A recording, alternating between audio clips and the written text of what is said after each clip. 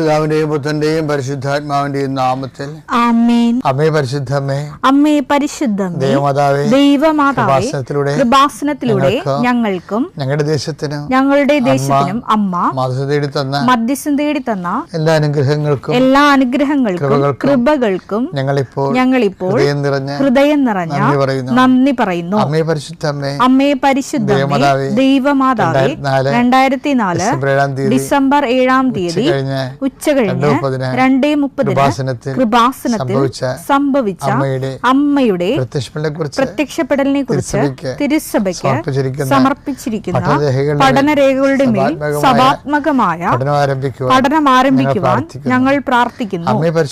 അമ്മേ പരിശുദ്ധമേ, ഭൂസ്വർലോകങ്ങളുടെ രാജ്ഞിയായ അങ്ങയ്ക്ക് ഭൗമ സംരക്ഷണത്തിനായി പ്രപഞ്ചപ്രകൃതിയെ തന്നെ തിരുസഭ പ്രതിഷ്ഠിക്കുവാൻ ഈ പ്രത്യക്ഷീകരണ വഴി ഇടയാക്കണമേ.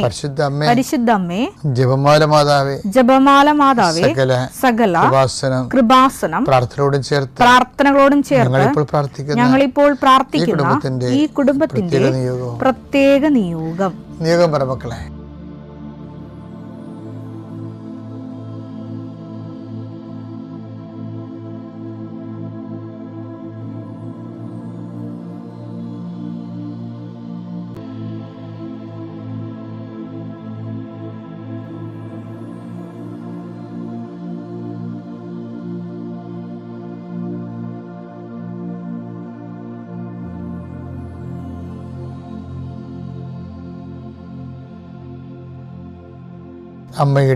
അമ്മയുടെ പ്രത്യക്ഷീകരണത്തിന്റെ ഈ അനുഗ്രഹവേളയിൽ ഞങ്ങൾക്ക് സാധിച്ചു തരുവാൻ കനിയണമേ. ആമേൻ. വിശ്വാസ പ്രമാണം. സർവശക്തനായ പിതാവും ആകാശത്തിന്റെയും ഭൂമിയുടെയും സൃഷ്ടാവുമായ ദൈവത്തിൽ ഞാൻ വിശ്വസിക്കുന്നു. അവിടുത്തെ ഏകപുത്രനും ഞങ്ങളുടെ കർത്താവുമായ ഈശോമിശിഹായിലും ഞാൻ വിശ്വസിക്കുന്നു. ഈ പുത്രൻ പരിശുദ്ധാത്മാവിനാൽ ഗർഭസ്ഥനായി കന്യകാമറിയത്തിൽ നിന്ന് പിറന്ന് പൊന്തിയോസ് പീലാത്തോസിന്റെ കാലത്ത് പീഡകൾ സഹിച്ച് കുരിശിൽ തറയ്ക്കപ്പെട്ട് മരിച്ച് അടക്കപ്പെട്ട് പാതാളങ്ങളിൽ ഇറങ്ങി മരിച്ചവരുടെ ഇടയിൽ നിന്ന് 3-ാം നാൾ ഉയർത്ത് സ്വർഗത്തിലേക്ക് എഴുന്നള്ളി സർവശക്തിയുള്ള പിതാവായ ദൈവത്തിന്റെ വലതുഭാഗത്തിരിക്കുന്നു. അവിടെ നിന്ന് ജീവിക്കുന്നവരെയും മരിച്ചവരെയും വിധിക്കുവാൻ വരുമെന്നും ഞാൻ വിശ്വസിക്കുന്നു. പരിശുദ്ധാത്മാവിലും ഞാൻ വിശ്വസിക്കുന്നു. വിശുദ്ധ കത്തോലിക്കാ സഭയിലും പുണ്യവാന്മാരുടെ ഐക്യത്തിലും പാപങ്ങളുടെ മോചനത്തിലും ശരീരത്തിന്റെ ഉയർപ്പിലും നിത്യമായ ജീവിതത്തിലും ഞാൻ വിശ്വസിക്കുന്നു. ആമേൻ. സ്വർഗ്ഗസ്ഥനായ ഞങ്ങളുടെ പിതാവേ, അങ്ങയുടെ നാമം പൂജിതമാകണമേ. അങ്ങയുടെ രാജ്യം വരണമേ. അങ്ങയുടെ തിരുമനസ് സ്വർഗത്തിലെ പോലെ ഭൂമിയിലും ആകണമേ. അന്നു വേണ്ടുന്ന ആഹാരം ഇന്ന് ഞങ്ങൾക്ക് തരണമേ. ഞങ്ങളോട് തെറ്റ് ചെയ്യുന്നവരോട് ഞങ്ങൾ ക്ഷമിക്കുന്നത് പോലെ ഞങ്ങളുടെ തെറ്റുകൾ ഞങ്ങളോടും ക്ഷമിക്കണമേ. ഞങ്ങളെ പ്രലോഭനത്തിൽ ഉൾപ്പെടുത്തരുതേ, തിന്മയിൽ ഞങ്ങൾ രക്ഷിക്കണമേ. ആമേൻ. നന്മ നിറഞ്ഞ മറിയമേ, സ്വസ്തി.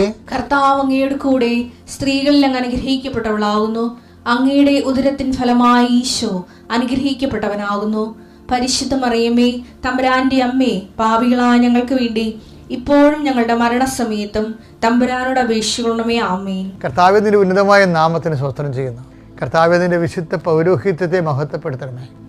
കർത്താവെ, സഭയിലുള്ള സാന്നിധ്യം പ്രകടമാക്കണം. 39 വർഷം ഞാൻ അർപ്പിച്ച കുർബാന, ആ കുർബാനയെ കർത്താവെ ആൽത്താറയിൽ നടന്ന 10,000-കണക്കിന് ആരാധന ശക്തിയാൽ കൃപാസനത്തിൽ നിന്ന് കർത്താവ് നടത്തിയിട്ട് ജപമാലയായി പങ്കെടുത്ത് പ്രാർത്ഥിച്ചിട്ടുള്ള ലക്ഷക്കണക്കിന് മനുഷ്യരുടെ ജപമാല ശക്തിയാൽ ഞാൻ ഈ മക്കളെ ആശീർവദിക്കുന്നു. കർത്താവെ, ഈ ആശീർവാദ ശക്തിയാൽ നിങ്ങൾ ഇന്നുവരെ ബന്ധിച്ചിട്ടിരിക്കുന്ന രോഗമാകാം, ശാപമാകാം, പലതരത്തിലുള്ള ഉപദ്രവങ്ങളാകാം, യേശുക്രിസ്തു നാമത്തിൽ ഞാൻ ബന്ധിക്കുന്നു.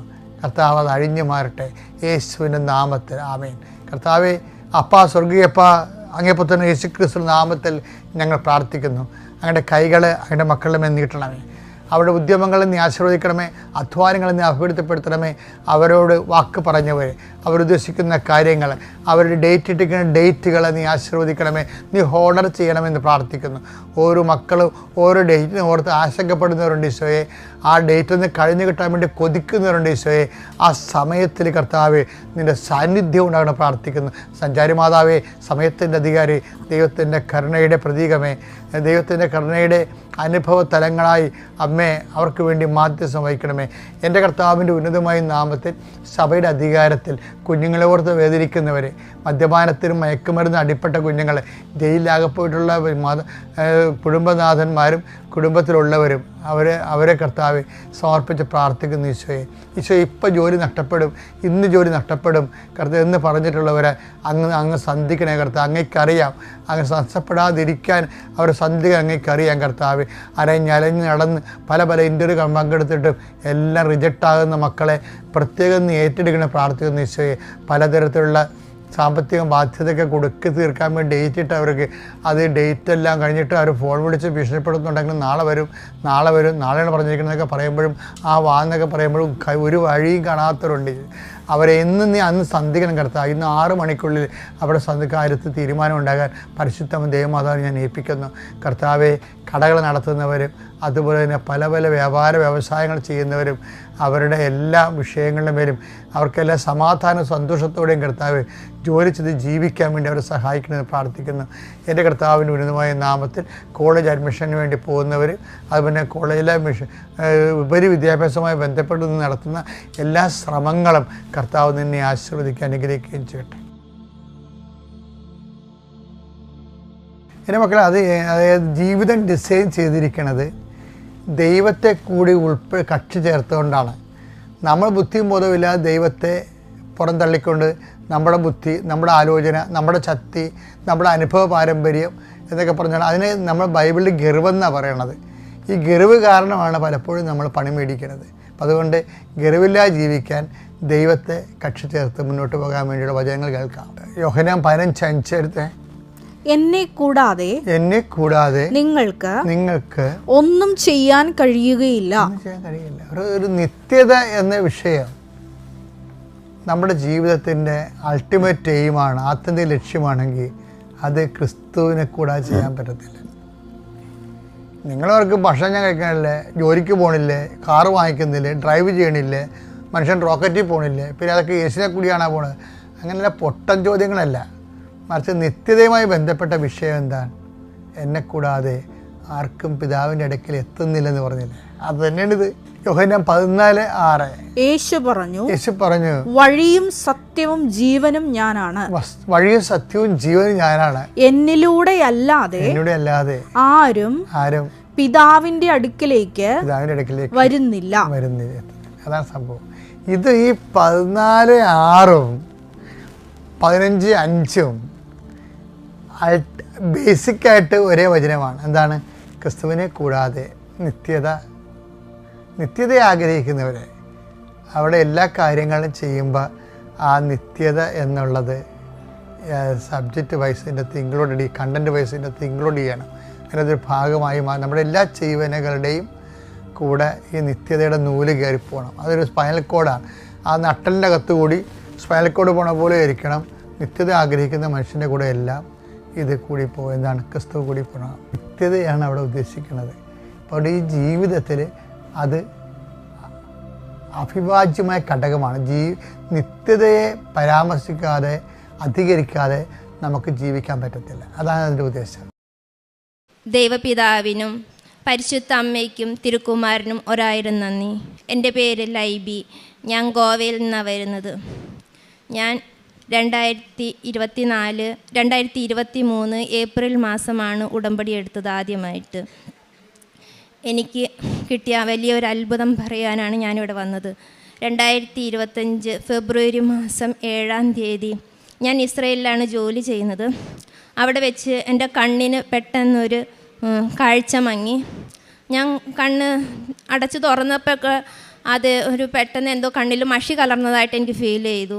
പക്ഷെ അന്ന് വെള്ളിയാഴ്ച ആയതുകൊണ്ട്, വെള്ളിയാഴ്ച ശനിയാഴ്ചയും അവിടെ ശബാത്ത് ആയതുകൊണ്ട് ഒരു ഹോസ്പിറ്റലിൽ പോകാനോ ഒന്നും സാധിക്കില്ലായിരുന്നു. ഞായറാഴ്ചയാണ് ഡോക്ടറെ കാണാൻ പോകാൻ സാധിക്കുക. അതുപോലെ തന്നെ കണ്ണിനും പല്ലിനുമൊന്നും അവിടെ ഒരു ഇൻഷുറൻസ് ഒന്നും ലഭിക്കത്തുമില്ല. പക്ഷേ ഞാൻ ഞായറാഴ്ച ഹോസ്പിറ്റലിൽ പോയി. ആദ്യം ഞങ്ങൾക്ക് ചെറിയ മെഡിക്കൽ ഡിസ്പെൻസറിയിലാണ് പോകേണ്ടത്. അവിടെ ചെന്ന് ഞാൻ പരിശുദ്ധ അമ്മയോട് പറഞ്ഞു, എൻ്റെ കൂടെ വന്ന് പരിശുദ്ധ അമ്മ തന്നെയായിരിക്കണം, ഞാൻ പറയുന്നത് അവർക്ക് മനസ്സിലായാൽ മാത്രമേ അവർ എനിക്കത് എമർജൻസി ഡോക്ടറെ കാണാൻ അപ്പോയിൻമെൻറ്റ് തരുള്ളൂ, അല്ലെങ്കിൽ കുറേ 1 മാസം 2 മാസം കഴിഞ്ഞായിരിക്കും അപ്പോയിൻമെൻറ്റ് കിട്ടുന്നത്. ഞാൻ ഉടമ്പടി ഒപ്പിട്ട് പ്രാർത്ഥിച്ച് ഞാൻ ആ ഡോക്ടറുടെ റൂമിൽ കയറി സംസാരിച്ചത് ആ ഡോക്ടർക്ക് എല്ലാം മനസ്സിലാവുകയും ആ ഡോക്ടർ എനിക്ക് പെട്ടെന്ന് തന്നെ അത് എമർജൻസിയായി കണ്ണിൻ്റെ ഡോക്ടറെ കാണാനുള്ള അപ്പോയിൻമെൻറ്റ് തരികയും ചെയ്തു. ഞാൻ അവിടെ നിന്ന് സിറ്റി ഹോസ്പിറ്റലിൽ പോയി അവിടെ ചെന്ന് ചെക്ക് ചെയ്തപ്പോൾ എൻ്റെ റെറ്റിന ഹെമറേജ് എന്ന് പറഞ്ഞു. പക്ഷേ അവിടെ അവർക്ക് കൂടുതൽ ഡയഗ്നോസിനൊന്നും ചെയ്യാൻ പറ്റത്തില്ല. മെഡിക്കൽ കോളേജ് അവിടുത്തെ വലിയ ഹോസ്പിറ്റലിലേക്ക് പോകണം, വലിയ ഹോസ്പിറ്റലിലേക്ക് കപ്ലാൻ ഹോസ്പിറ്റലിലേക്ക് പോകണം. പക്ഷേ എനിക്ക് പോകാനോ ഒന്നും അറിയില്ല. ഞാൻ അവിടെ ചെന്നിട്ട് 1 വർഷം ആവുന്നുള്ളൂ. ഞാൻ അങ്ങനെ അധികം പുറത്തൊന്നും പോയിട്ടില്ല. എൻ്റെ കൂടെ വരുവാനും ആരുമില്ല. പരിശുദ്ധ അമ്മയോട് മാത്രമേ എനിക്ക് പറയാനുള്ളൂ, വേറെ ആരോടും പറയാനില്ല. ഞാൻ അമ്മയോട് പറയും, അമ്മ എനിക്കുള്ള ഇതിനുള്ള ഉത്തരമൊക്കെ തരും. അമ്മയോട് ഞാൻ പറഞ്ഞു, എൻ്റെ കൂടെ വന്നിരുന്നത് ഞാൻ നോക്കുന്ന പേഷ്യൻ്റ്, അവിടെ ഒരിടത്തും സംഭവിക്കുന്നില്ല. ഞാൻ പേഷ്യൻ്റ് കൂടെ വന്ന് അവരെ നോക്കാൻ വന്നേക്കുന്ന മെത്തപ്പേല്യത്തിൻ്റെ കൂടെ ഹോസ്പിറ്റലിൽ കൊണ്ടുപോകുന്നത്. ഞാൻ നോക്കുന്ന പേഷ്യൻ്റാണ് എന്നെ ഹോസ്പിറ്റലിൽ കൊണ്ടുപോയിക്കൊണ്ടിരുന്നത്. ഞാൻ ഹോസ്പിറ്റലിൽ എന്നെ കൊണ്ടുപോയി എമർജൻസിയായി എല്ലാ ചെക്കപ്പും ചെയ്തു. പക്ഷേ അന്ന് ചെയ്തു, പിറ്റേ ദിവസം ചെയ്തു, എല്ലാം നെഗറ്റീവാണ്. പക്ഷെ അവർ പറഞ്ഞു, എക്സ്റേ എടുത്തപ്പോൾ എൻ്റെ ചെസ്റ്റിൽ ഒരു പാച്ചസ് ഉണ്ടെന്ന് പറഞ്ഞു. പക്ഷെ അത് അവർ അപ്പോൾ കാര്യമാക്കിയില്ല. അത് കഴിഞ്ഞ് എല്ലാ ടെസ്റ്റുകളും ചെയ്ത് അതെല്ലാം നെഗറ്റീവായപ്പോൾ അവർ ഒരു ട്യൂബർക്ലോസിസ് ടെസ്റ്റ്, ഒക്കുലർ TB ആണോ എന്ന് ചെക്ക് ചെയ്യാൻ വേണ്ടിയിട്ട് അവർ TB ഹോസ്പിറ്റലിലേക്ക് റെഫർ ചെയ്തു. പക്ഷേ ഞാൻ ഇവിടെ നിന്ന് പോകുന്നതിന് മുമ്പ് TB ടെസ്റ്റ് എല്ലാം നെഗറ്റീവ് ആയതുകൊണ്ട് എനിക്ക് ഇത്തിരി കോൺഫിഡൻസ് കൂടുതലായിരുന്നു, ഞാനത് നെഗറ്റീവാണെന്നുള്ളത്. പക്ഷേ ടെസ്റ്റ് കഴിഞ്ഞപ്പോൾ, എൻ്റെ സ്കിൻ ടെസ്റ്റ് കഴിഞ്ഞപ്പോൾ അത് പോസിറ്റീവ് എന്ന് വന്നു. പോസിറ്റീവ് വന്നു കഴിഞ്ഞപ്പം അവർ അതിന് ഇനി കൂടുതൽ ക്ലാരിഫൈ ചെയ്യണം, എക്സ്റേ ചെക്ക് ചെയ്യണമെന്ന് പറഞ്ഞു. പക്ഷേ എക്സ്റേയിൽ ഒരു പ്രാവശ്യം 1 ആഴ്ച മുന്നത്തെ എൻ്റെ എക്സ്റേയിൽ ചെറിയ പാച്ചസ് ഉണ്ട്. അപ്പം എനിക്കറിയാം ഇനിയുള്ള കാര്യങ്ങളൊന്നും എൻ്റെ കയ്യിലില്ല. കാരണം അത് എൻ്റെ കയ്യിൽ നിന്ന് പോയി. ഒന്നും എനിക്ക് അവിടെ ചെയ്യാൻ പറ്റത്തില്ല, ആർക്കും ഒന്നും ചെയ്യാൻ പറ്റത്തില്ല. അവർ ഡോക്ടറെ കണ്ടു, ഡോക്ടറെ കൺസൾട്ട് ചെയ്തപ്പോൾ ഡോക്ടർ ചോദിച്ചു, മുന്നേ വന്നിട്ടുണ്ടോ എന്ന് ചോദിച്ചു. ഞാൻ പറഞ്ഞു, ഇല്ല, എനിക്ക് മുന്നേ TB ഒന്നും വന്നിട്ടില്ല എന്ന് പറഞ്ഞു. ആ ഡോക്ടർ എന്ത് ചെയ്താൽ സമ്മതിക്കില്ല. ഡോക്ടർ പറഞ്ഞു, ഞാൻ ചീറ്റ് ചെയ്താണ് ഇസ്രയേലിൽ വന്നേക്കുന്നത്.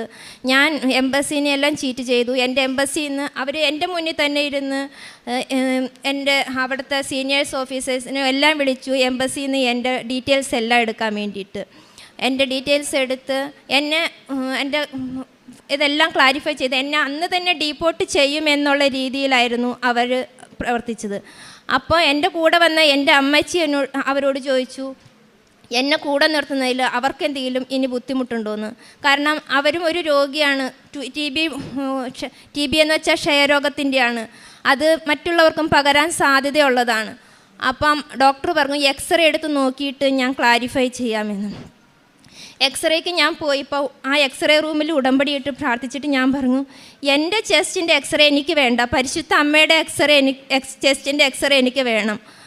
കാരണം എൻ്റെ എക്സ്റേ അത് ചിലപ്പോൾ എങ്ങനെ വരുമെന്ന് എനിക്കറിയത്തില്ല. പക്ഷേ പരിശുദ്ധ അമ്മയുടെ ചെസ്റ്റിൻ്റെ എക്സ്റേ ആയിരിക്കണം എന്ന് പറഞ്ഞ് ഞാൻ പ്രാർത്ഥിച്ചു. കാരണം എനിക്ക് അവിടെ ഒന്നും ചെയ്യാനില്ല. കാരണം അത് പോസിറ്റീവായാൽ എന്നെ അന്ന് തന്നെ അവിടെ നിന്ന് പറഞ്ഞു വിടും. എനിക്ക് അവിടെ ഒരു കാരണവശാലും അത് അവർ എംബസിയിലേക്ക് അറിയിക്കുക, അതിനുള്ള ഇതെല്ലാം അവർ ചെയ്തു അവിടെ ഓൾറെഡി. എൻ്റെ എക്സ്റേ കഴിഞ്ഞു. ഞാൻ ശാന്തമായിട്ട് ഡോക്ടറുടെ റൂമിൽ വന്ന് ഡോക്ടർ ചെക്ക് ചെയ്തിട്ട് എൻ്റെ അടുത്ത് പറഞ്ഞു, എക്സ്റേ ചെക്ക് ചെയ്തിട്ട് അത്രയും നേരം ഭയങ്കര ദേഷ്യത്തിലിരുന്ന ഡോക്ടർ എന്നോട് പറഞ്ഞു, your chest is clear, you perfectly okay, you are not sick എന്ന് പറഞ്ഞു. അത് കേട്ട നിമിഷം എനിക്ക് ഞാൻ അവിടെ ഇരുന്ന് കുറേ കരഞ്ഞു ഡോക്ടറുടെ മുറിയിലിരുന്ന്. കാരണം എനിക്ക് വേറെ ഒന്നും, അത് അവിടെ അമ്മ ഇടപെട്ടതാണ്, അത് അമ്മയുടെ ചെസ്റ്റാണ്. കാരണം അതിക്ക് 1 ആഴ്ച മുന്നേ എൻ്റെ ചെസ്റ്റിലൊരു ചെറിയ പാച്ചസ് ഉണ്ടെന്ന് എനിക്ക് കിട്ടിയതാണ്. അതാണ് 1 ആഴ്ച കഴിഞ്ഞപ്പം എനിക്ക് എൻ്റെ ചെസ്റ്റ് പെർഫെക്റ്റ് ആയെന്ന് പറഞ്ഞ് എനിക്ക് തന്നു. പക്ഷേ ആ ഡോക്ടർ എനിക്ക് TBയുടെ ട്രീറ്റ്മെൻ്റ് ഒന്നും വേണ്ട എന്നും പറഞ്ഞ് സർട്ടിഫിക്കറ്റ് തന്നെങ്കിലും എൻ്റെ കണ്ണിൻ്റെ ആശുപത്രി കൊണ്ടുവന്നപ്പം ഞാൻ അന്ന് മാർച്ച് 5-ാം തീയതി വന്നപ്പം എനിക്ക് അവിടെ കാണിച്ച ഡോക്ടർ പറഞ്ഞു, അന്ന് ഞാനൊരു പുതിയ ഡോക്ടറെയാണ് കണ്ടത്, അന്ന് അത്രയും ദിവസം കണ്ട ഡോക്ടർ ആയിരുന്നില്ല. ആ ഡോക്ടർ പറഞ്ഞു എനിക്ക് TBയുടെ ട്രീറ്റ്മെൻറ്റ് നടത്തണം, 6 മാസത്തെ അല്ലെങ്കിൽ 8 മാസത്തെ ട്രീറ്റ്മെൻറ്റ് നടത്തണം. ഒരു 2-3 ടെസ്റ്റും കൂടി എഴുതി തന്നു, അതും കൂടി ക്ലിയർ ആക്കിയിട്ട് ഞാൻ ട്രീറ്റ്മെൻറ്റ് തുടങ്ങാമെന്ന് പറഞ്ഞു. പിന്നെ എനിക്കുള്ള അപ്പോയിൻമെൻറ്റ് കിട്ടിയത് മാർച്ച് 31-നാണ്. ഞാൻ മാർച്ച് 30-ന് ഞാൻ അപ്പോയിൻമെൻറ്റ് എടുത്ത് വന്നിട്ട് ഞാൻ ഞാൻ സമ്പൂർണ്ണ ജപമാല എൻ്റെ കൈകൊണ്ട് ഞാൻ സമ്പൂർണ്ണ ജപമാല സന്തോഷവും പ്രകാശവും ദുഃഖവും മഹിമയും എല്ലാ നന്മ നിറഞ്ഞ എല്ലാം കംപ്ലീറ്റ് ഞാൻ എൻ്റെ കൈ കൊണ്ട് എഴുതി. അതുപോലെ തന്നെ മാർച്ച് 20-ാം തീയതി ഞാൻ ഓൺലൈനിൽ ഉടമ്പടി എടുത്തു. അന്ന് ഇതിനകത്ത് ഒരു കാര്യത്തിൽ ഒരു ക്ലാരിഫൈ വേണം, ഒരു അത്ഭുതം അവിടെ സംഭവിക്കണം. കാരണം ഇനി എനിക്ക് ഇതിൽ നിന്ന് നടക്കാൻ വയ്യ. അതുപോലെ തന്നെ എനിക്ക് ഒരു അസുഖമില്ല എന്നുള്ളത് എനിക്ക് ക്ലിയർ ചെയ്യണം. എൻ്റെ മെഡിക്കൽ റെക്കോർഡിൽ ആ കണ്ണിൻ്റെ ഡോക്ടർ മെഡിക്കൽ റെക്കോർഡിൽ എനിക്ക് ട്യൂബർകുലോസിസ് പോസിറ്റീവ് എന്ന് റെക്കോർഡ് ചെയ്ത് തന്നു. അതെനിക്ക് മാറ്റി കിട്ടണമെന്ന് ഞാൻ അമ്മോട് ഉടമ്പടിയിൽ ഞാൻ നിയോഗം വെച്ച് ഞാൻ പ്രാർത്ഥിച്ചു. ഞാൻ 31-ാം തീയതി ഞാൻ ഹോസ്പിറ്റലിൽ ചെന്നു.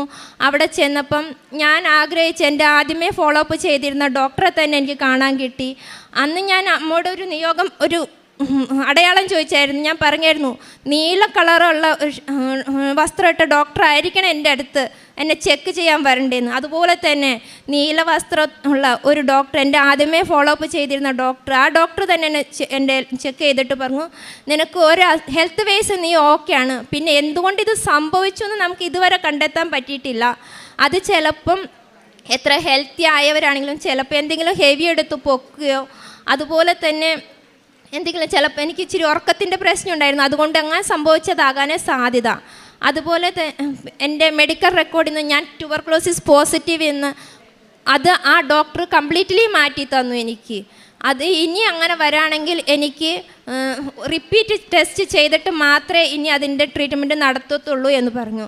അതല്ലാതെ എനിക്ക് അതിൻ്റെ ട്രീറ്റ്മെൻറ്റ് നടത്തേണ്ട ആവശ്യമില്ല എന്നും അത് എന്നുള്ളത് തന്നു. അതുപോലെ എനിക്ക് എല്ലാ മെഡിക്കൽ ഇൻഷുറൻസ് ഞാൻ പരിശുദ്ധ അമ്മയോട് പ്രാർത്ഥിച്ചത്, കാരണം അവിടെ കണ്ണിനോ അല്ലെങ്കിൽ പല്ലിനോ ഒന്നും ഒരു മെഡിക്കൽ ഇൻഷുറൻസ് ലഭിക്കുന്നതല്ല. അതെല്ലാം എനിക്ക് പരിശുദ്ധ അമ്മ ഫ്രീ ആയിട്ട് അവിടുത്തെ ഇൻഷുറൻസിൽ കവറപ്പ് ചെയ്ത് തന്നു.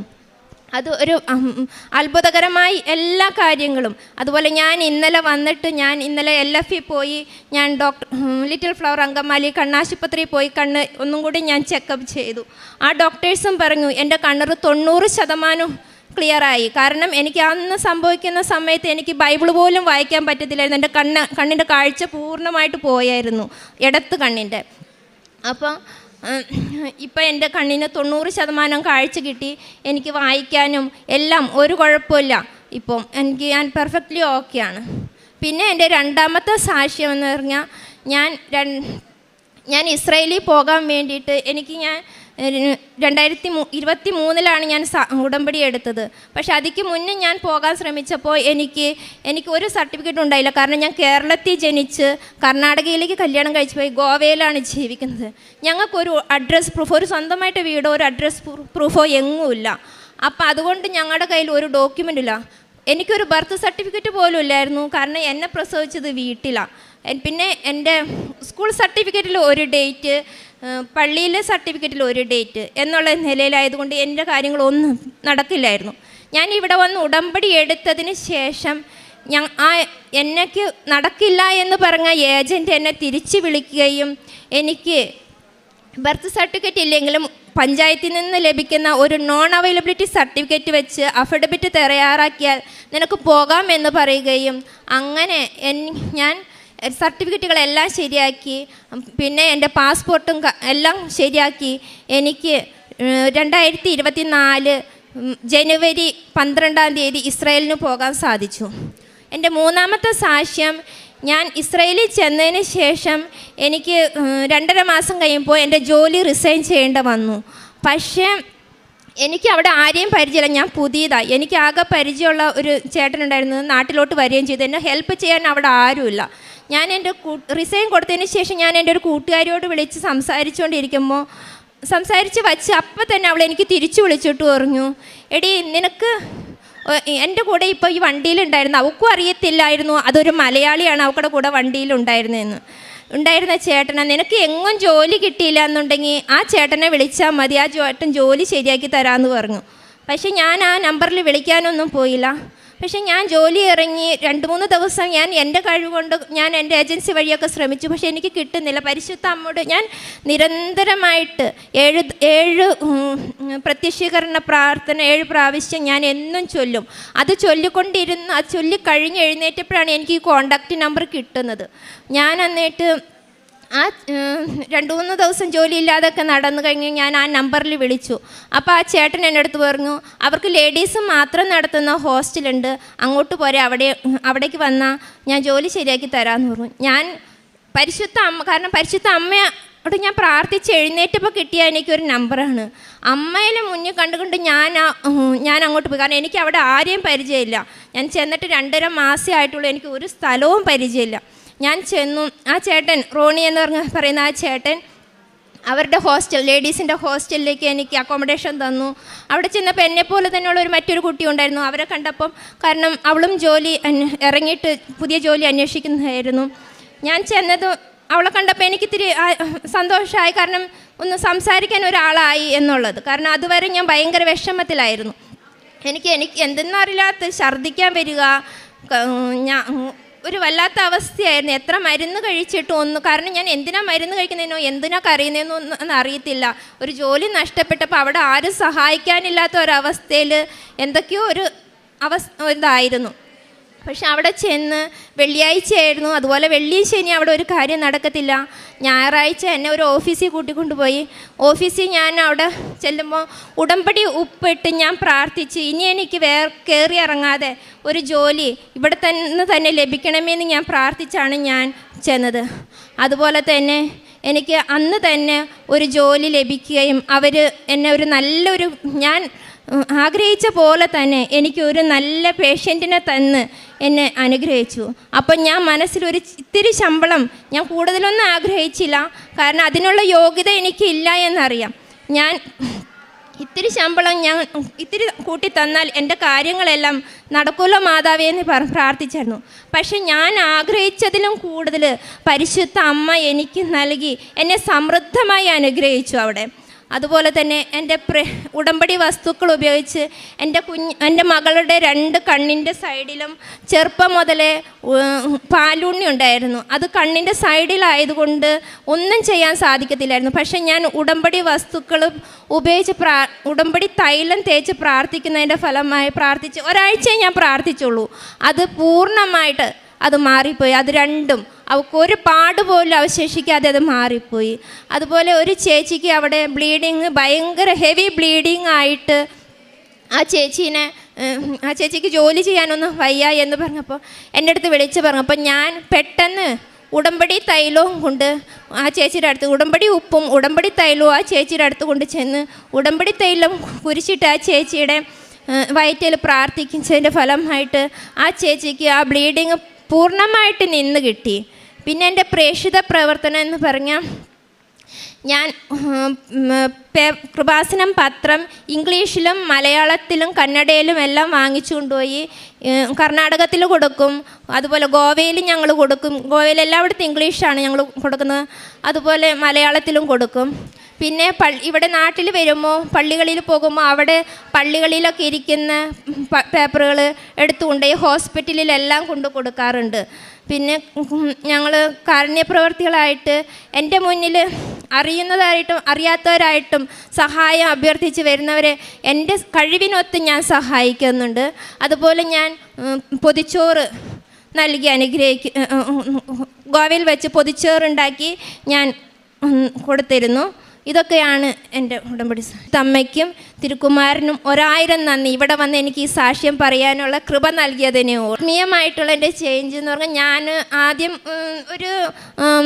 ഒരു കൊന്തിയൊക്കെ കഷ്ടിച്ച് ചൊല്ലുള്ളായിരുന്നു. പക്ഷേ ഇപ്പം ഞാൻ സമ്പൂർണ്ണ ജപമാല എന്നും ചൊല്ലും. സമയം കിട്ടുന്നതിനനുസരിച്ചൊക്കെ ഞാൻ ബൈബിൾ വായിച്ചുകൊണ്ടിരിക്കും. പിന്നെ എനിക്ക് കുർബാന, ഞാൻ പോകുന്നതിന് മുന്നേ ഞാൻ കുർബാന എല്ലാ ദിവസവും കൂടിയിരുന്നു. പക്ഷേ ഇപ്പം എനിക്ക് എല്ലാ ദിവസവും അവിടെ പള്ളികൾ അധികം ഇല്ലാത്ത കാരണം കൊണ്ട് ഞങ്ങൾക്ക് പള്ളിയിലൊന്നും അധികം പോകാൻ പറ്റില്ല. പക്ഷെ മാസത്തിലൊരിക്കൽ അവിടെ ഒരു കുർബാന ഞങ്ങൾക്ക് കിട്ടുന്നത്, അതിനും ഞാൻ പോകും. അതല്ലാതെ ഓൺലൈൻ കുർബാന എന്നും കാണും. അങ്ങനെയാണ് എൻ്റെ ആത്മീയമായ കാര്യങ്ങൾ. പക്ഷേ എപ്പോഴും ഞാൻ ഈ പ്രത്യക്ഷീകരണ പ്രാർത്ഥന ഇങ്ങനെ സുഹൃത ജപം ചെല്ലും പോലെ എനിക്ക് അമ്മയോട് അങ്ങോട്ടും ഇങ്ങോട്ടും സംസാരിക്കുന്ന പോലെ സംസാരിക്കാനും അങ്ങനെ സംസാരിച്ചുകൊണ്ട് പരിശുദ്ധ അമ്മ എന്നെ കൈപിടിച്ച് നടത്തിക്കൊണ്ട് നടക്കുമായിരുന്നു. ജെറമ്യ 30:17 പറയുന്നത്, ഞാൻ നിനക്ക് വീണ്ടും ആരോഗ്യം നൽകും, നിൻ്റെ മുറിവുകൾ സുഖപ്പെടുത്തും. ലേബി എന്ന ചേച്ചി ഇപ്പം നമ്മളോട് പറഞ്ഞത്, ചേച്ചി ഇസ്രായേലിൽ ജോലി ചെയ്തുകൊണ്ടിരുന്നപ്പം റെറ്റിനൽ ഹെമറേജ് എന്ന ഒരു അസുഖം ചേച്ചിക്ക് ഡയഗ്നോസായി. അതിന് വേണ്ടിയിട്ട് ഒരു ക്ലിയർ ഡയഗ്നോസിന് വേണ്ടിയിട്ട് ഒരു ഒക്കുലർ TB എന്നുള്ള ഡയഗ്നോസിസ് ടെസ്റ്റ് ഡോക്ടേഴ്സ് ചെയ്തായിരുന്നു. അതിന് സ്കിൻ ടെസ്റ്റ് ചെയ്തപ്പം ചേച്ചിക്ക് പോസിറ്റീവ് വന്നു. അത് കഴിഞ്ഞ് അതിൻ്റെ ചെസ്റ്റ് എക്സ്റേ എടുത്തപ്പം ചെസ്റ്റിൽ പാച്ചസ് ഉണ്ടായിരുന്നു, ട്യൂബർക്കുലോസിസിൻ്റെ പാച്ചസ്. ചേച്ചി എന്നിട്ട് ഓൺലൈൻ ഉടമ്പടി എടുത്ത് പ്രാർത്ഥിക്കുകയും ഉടമ്പടി ഉപ്പ് യൂസ് ചെയ്യുകയും ചെയ്തു. അതിൻ്റെ ഫലമായിട്ട് ഫൈനലായിട്ട് ടെസ്റ്റ് ചെയ്തപ്പം TBൻ്റെ ഒരു ലങ്സിൽ ഒരു പാച്ചും ഇല്ല, ക്ലിയർ ചെസ്റ്റാന്നുള്ള ഒരു റിപ്പോർട്ട് കിട്ടിയിട്ടുണ്ട്. പിന്നെ രണ്ടാമത് ചേച്ചി പറഞ്ഞത്, ചേച്ചിക്ക് അഡ്രസ് പ്രൂഫായിട്ട് ബർത്ത് സർട്ടിഫിക്കറ്റ് ഇല്ലായിരുന്നു. ചേച്ചി അത് ഉടമ്പടിയിൽ നിയോഗം വെച്ച് പ്രാർത്ഥിക്കുകയും അതുപോലെ തന്നെ നോൺ അവൈലബിലിറ്റി സർട്ടിഫിക്കറ്റ് കിട്ടുകയും അതുകൊണ്ട് അഫിഡാവിറ്റ് ഉണ്ടാക്കിയിട്ട് അഡ്രസ് പ്രൂഫായിട്ട് യൂസ് ചെയ്തു ഇസ്രായേലിലേക്ക് പോകാൻ വേണ്ടിയിട്ട്. മൂന്നാമത് ചേച്ചി പറഞ്ഞ സാക്ഷ്യം, ചേച്ചിക്ക് ഒരാഴ്ചയും കൊണ്ട് ഒരു പുതിയ ജോബ് കിട്ടിയതായിരുന്നു. ആദ്യം ചെയ്തുകൊണ്ടിരുന്ന ജോബ് ലൂസ് ചെയ്തു. അത് കഴിഞ്ഞിട്ട് മാതാവിൻ്റെ പ്രസൻസ് ഫീൽ ചെയ്തു. ഈ 3 കാര്യങ്ങളിലും ഒരാഴ്ച കൊണ്ട് തന്നെ പുതിയൊരു ജോലി ചേച്ചിക്ക് കിട്ടി. ചേച്ചിനെയും ചേച്ചീൻ്റെ കുടുംബത്തെ അനുഗ്രഹിച്ച മാതാവിനും ഈശോയ്ക്ക് നമുക്ക് കൈയടിച്ച് നന്ദി പറയാം.